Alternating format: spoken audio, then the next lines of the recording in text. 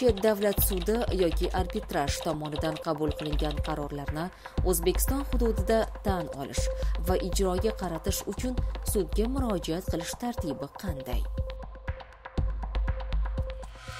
Chet davlat sudi va arbitraj hal qiluv qarorini tan olish va ijroga qaratish to'g'risidagi ishlar qarzdor joylashgan yer yoki yashash joyi, agar bu manzil noma'lum bo'lsa, qarzdori mol-mulki joylashgan joydagi iqtisodiy sud tomonidan ko'rib chiqiladi.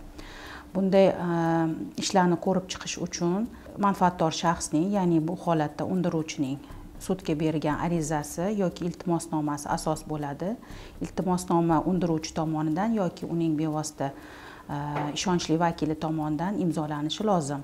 Arizada ko'rsatilishi shart bo'lgan holatlar mavjud.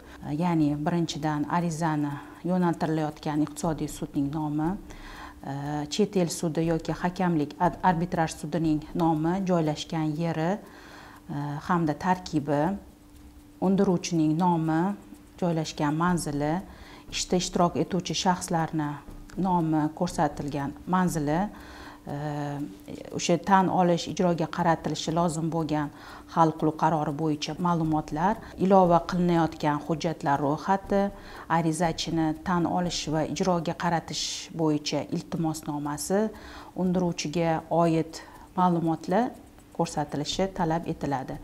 Shuningdek, ariza hamda unga ilova etilayotgan hujjatlar xalqaro shartnomalarda nazarda tutilgan tilda bayon etilishi lozim. Agarda iltimosnoma Kiyev bitimi, Kishinyov yoki Minsk konvensiyalari asosida talab qilinayotgan bo'lsa, bunda iltimosnoma hamda unga ilova qilingan hujjatlar rus yoki o'zbek tiliga qilingan tarjimasi asosida tasdiqlangan tartibda taqdim etilishi talab etiladi.